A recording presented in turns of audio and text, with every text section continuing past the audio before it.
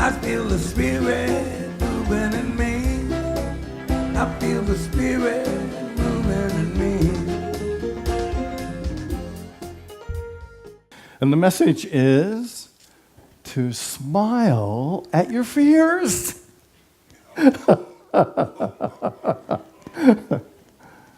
When I was a young boy, I had white with green polka dot pajamas, and there was a time in my life when I had this reoccurring dream.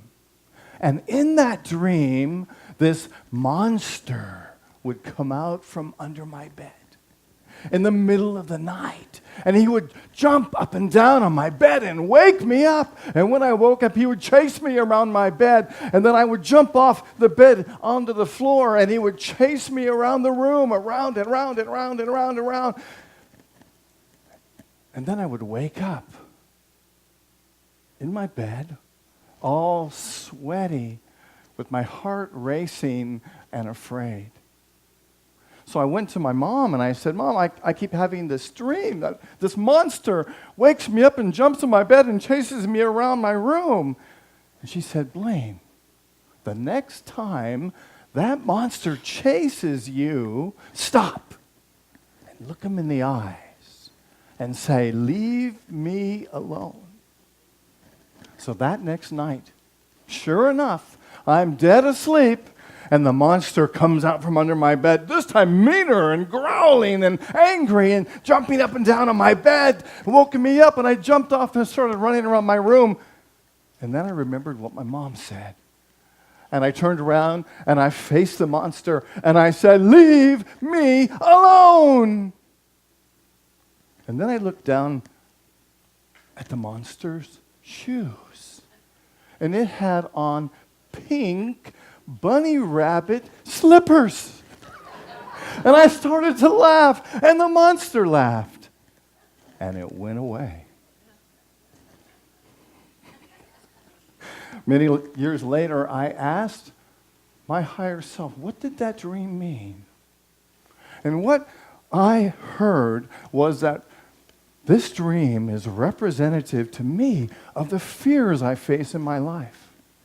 And if I can imagine that those fears have bunny rabbit slippers on, they go away.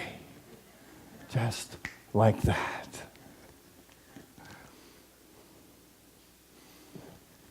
When we truly open ourselves to accepting our fears, we become open to changing and growing. Our fears give us the opportunity to grow spiritually. Fear is generally thought to be a painful and awful experience, yes? We're taught, I think most of us, to run away from things that don't feel good, or that are angry and have a lot of energy and cause us to be afraid. And actually, fear is good because it keeps us from going into the lion's den. However, fear can also cause our bodies to become tense and our minds to become narrow and fixated. Ever notice? But when you're afraid, it's like your attention goes and sharpens into this moment, yeah? And I think that's a defense mechanism that our body has developed over millions of years as human beings. And we do that so that we can defend ourselves. We can run, we can fight, or we can flight, or we can be frozen also. So our fear can help us, but it also hurts us. Because what our fear does is causes us to get anxious. It causes us to produce hormones in our body that cause our blood pressure to rise and our temperature to rise and our fear to rise. And it can be damaging to our health. It produces cortisol and other stress hormones.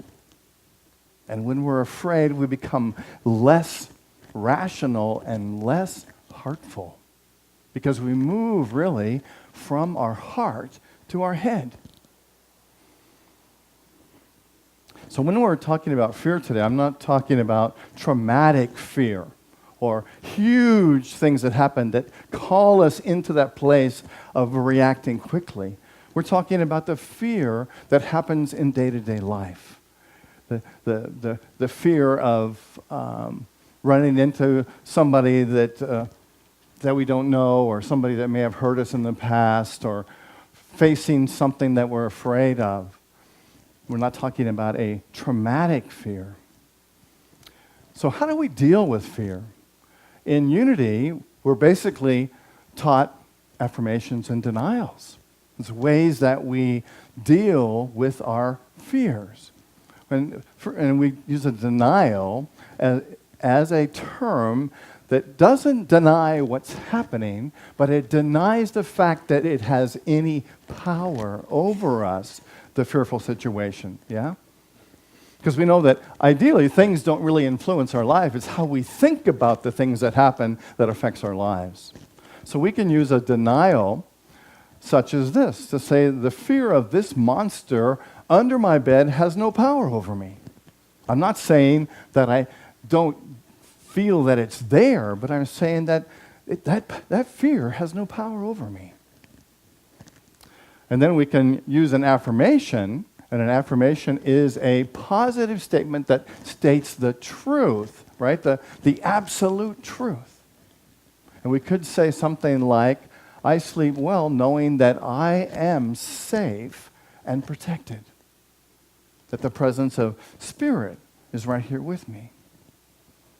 So those are traditional ways that Unity teaches to deal with the fears that we face on a day-to-day basis in our lives. And I'm going to take it a step further today and say that we can smile at our fears. Initially, it seems like kind of a crazy idea, doesn't it? Because we're taught to run away from, not to give attention to the things that we're afraid of, because they might multiply. However, as we'll discover when we talk about smiling at our fear, we'll see that when we smile at our fears, they dissipate and they release their power over us. So, smiling at our fears. There's a story that I like about a band of samurai who are coming into town. And everyone is running for fear because these samurai warriors are bringing destruction and death everywhere they go. And everybody abandons the town and runs away. Even all of the monks at this monastery. Well, that is all but one. And the one monk remains. And the samurai warrior comes to him and says to him, "Don't you know who I am? Don't you know that I am the sort of person who could run you through with my sword without batting an eye?" And the abbot, the monk, says, "Ah, sir, and I am the sort of man who could be run through by a sword without batting an eye." When I first heard this story years ago, I thought, well, this is ridiculous. Certainly, this monk has no perception about life and death. You know, if it was me, I would get the heck out of there, right? I don't want to face death. But then I started to realize, as my consciousness grew and my awareness grew, that what this monk is talking about is about being present to what is. It's about being present to the difficult situations, even in the midst of them. And realizing that we don't have to become afraid. We don't have to run away. We can accept what is. This is what it is. This is what's happening right now. We can find ourselves in difficult situations that we can't get out of. Ever been there? We suffer when we deny what is happening right now. When we want to change that which is, that's when we suffer. I heard this many years ago, and I think it's so true, that pain is certain, but suffering is optional. You know, these spacesuits that we have on sometimes experience pain. That's the nature of this humanness that we as spiritual beings are embodying. And sometimes pain happens, yeah? And how we relate to that pain is optional. We can choose to let the situations, the physical pain, the difficulties in our lives allow us to suffer, or we can choose not to suffer. The root of suffering is attachment. It's about being attached to this moment. You know, I want everything to be just the way it is right now. Wouldn't that be great? Did you notice that your body changes, and it's probably not going to be the same as it is right now when we're 96. I was talking to Alan before the service today. Alan's going to be 96 on Tuesday.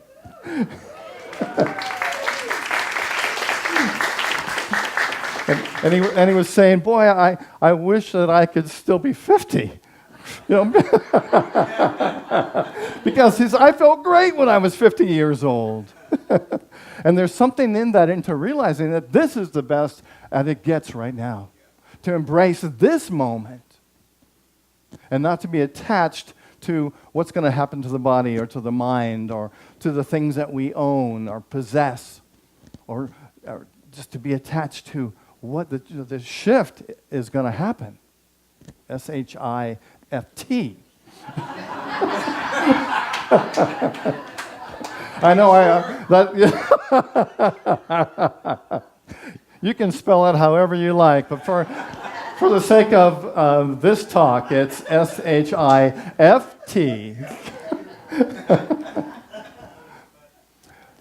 So those of you who like formulas, fear plus resistance equals suffering. When we resist our fear, then we suffer. When we resist the things that we're afraid of, when we resist change, it causes suffering. So this monk shares this lesson with us. To let go of whatever's happening and be present in the moment and not be attached to what is happening. As a minister, some of those powerful experiences that I've been able to have been with people who are dying. And I've been with a number of people who are dying, seen their last breath. And it brings to my mind one of our congregants here, Laura Parent, who was here for a long time. And I was so blessed to be able to spend some of her last time on this planet together. And she took on death in a way that I've never seen anybody do it before. To just surrender to it. And really to invite it in, to welcome it. And to acknowledge, yes, this is, she knew that it was happening. She knew that death was knocking at her door. And she said, you know, I'm at total peace. I've lived a great life. She showed me some pictures of things in her life, and if I would have thought about it, I would have brought a picture that is in my office of her and her sister and myself just sharing a over-the-top laugh together. And she loved to laugh. And those of you who remember Laura, she was a character. She defined the word character, I think. But she was able to approach her coming death with such beauty and with such grace. What a lesson. Smile at your fears. Instead of fighting our fears, when we can embrace and accept it, we can develop loving kindness as an antidote for fear. And here's another formula for those of you who like formulas. Fear plus compassion equals freedom. When we can be compassionate towards our fear, compassionate towards ourselves when we are afraid, we can transform that fear. There's a legend that I like about a woman whose name is Machi. Machi was a Tibetan yogini, which is a woman who practices yoga. And Mochi would frequently meditate near a lake. And this lake had an island in the middle and a tree growing out of that island. And Mochi would often go there and spend her time in the silence and meditating and just being present in the moment. And the pond was inhabited by a naga, which is a ferocious spirit. When Mochi meditated deeply, her spirit would hang out in the tree on the island. And this was such a fearful place that nobody in the nearby villages would even look towards this pond because the naga were so fierce. And the naga, when Mochi was meditating there one time, it assembled all of its demon friends to scare Mochi away. When the demons appeared, Mochi turned her body into nectar of love and fed herself to the demons. All of the demons that tried to attack her became her protectors. It's interesting that the Greek word for demon is daimon, D-A-I-M-O-N, which means guiding spirit. And it's my understanding, thinking, that Christianity changed that word to make a demon something to be feared, when in actuality it's being able to connect with that inner spirit, that guiding spirit within us. This story reminds me that when we are able to smile at our fears, they join with us and they protect us. When we no longer fighting what is, we are able to be present in the moment for what is right there, for the love that's there, for the peace that's there, for the joy that's there. You know, and welcoming our fears doesn't mean that we are giving up. Doesn't mean that we are surrendering. What we are giving up is the choice to continue to struggle and to suffer. That's what we give up when we release our fears and smile at our fears. Fear plus resistance equals suffering. In the story, Machi turns herself into the nectar of love and feeds herself to the demons. Paradoxically, feeding our demons does not strengthen them. Rather, it allows the energy that's been locked in them to become accessible. In this way, highly charged emotions that have been bottled up by inner conflict are released and become something beneficial. In feeding our demons, we're not only rendering them harmless, we are also, by addressing them, instead of running away from them, nurturing the shadow parts of ourselves, so that the energy caught in the struggle transforms into a positive energy, a positive force. In the story, the demons become Machi's protector.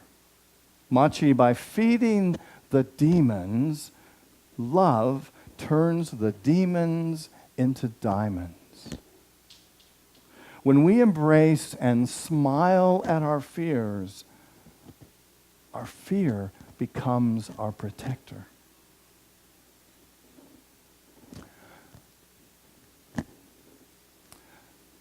Rainer Maria Rilke wrote, as a poet, wrote, "Our deepest fears are like dragons guarding our deepest treasures."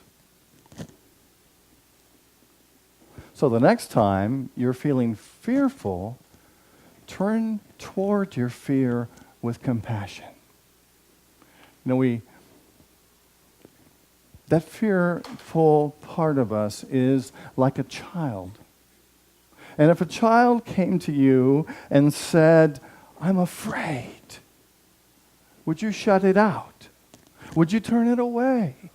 Would you push it away and say, "No, I don't want to deal with that"?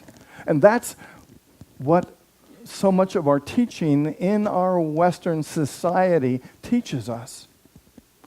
Not to look at the fearful things. Not to look at that fearful part of ourselves, that childish part of ourselves that's afraid. It's just afraid. It just wants to be loved. Yeah? It just wants to be loved. It's just saying, "Please help me, hold me, love me, touch me." The next time you're fearful, be open and curious about your fearful feelings. To say, "Oh, isn't that interesting? I'm feeling some fear. Wow. Isn't that curious? I wonder what that's about." Yeah, instead of, so often I think we react by, "Oh, don't push that away. I don't want to experience that. Go away from me." Instead of just saying, "Wow, I'm feeling afraid."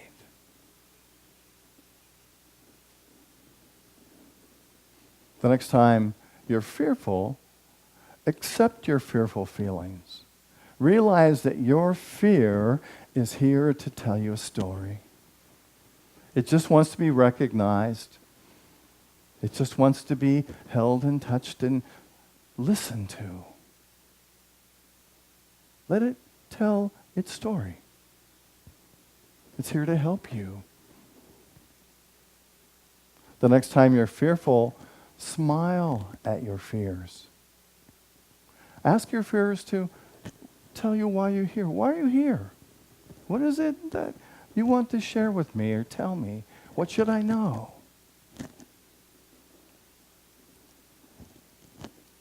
Smile at your fears.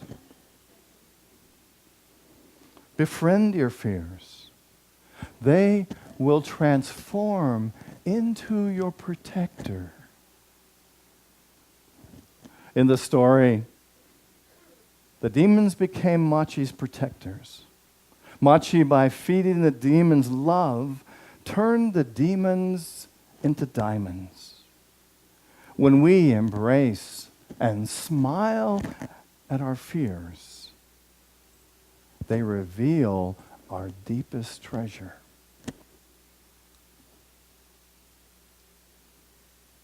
My fearful thoughts are messengers. I smile and stand in my strength. I invite you to close your eyes. Take a deep breath, breathing into this moment.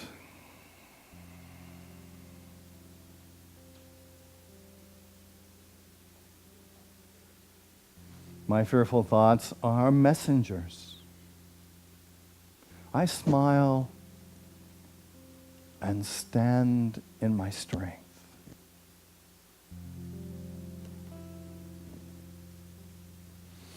Breathing in and breathing out.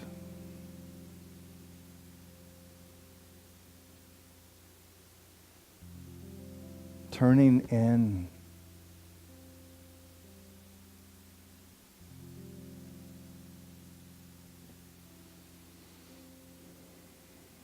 Bringing your awareness to the deepest part of your soul.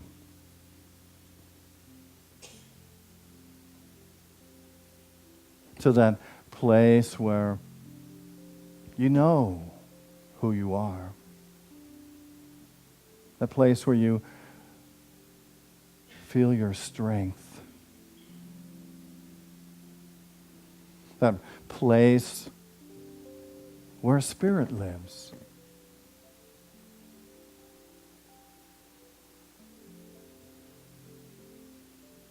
That place where you stand in your strength.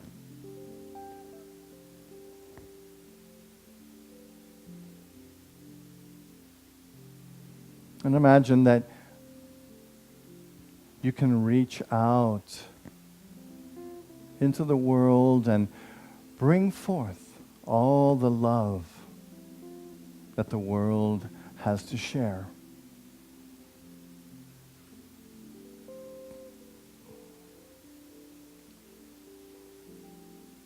And by embracing the world, by embracing all life, you are also embracing yourself.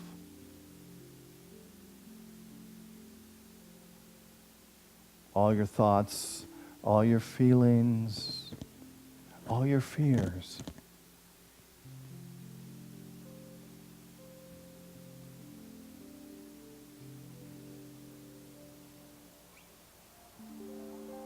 And let's just spend a few moments together in the silence as we hold ourselves in love.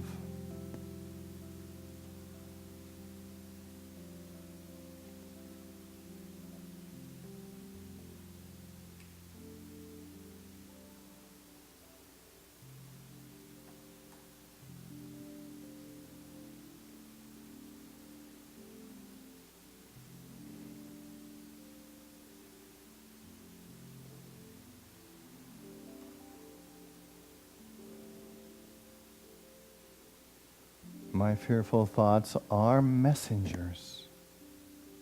I smile and stand in my strength.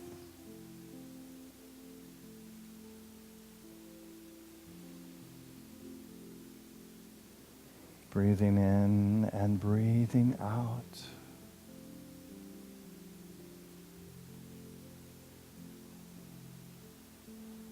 I invite you to begin to bring your awareness back to this moment.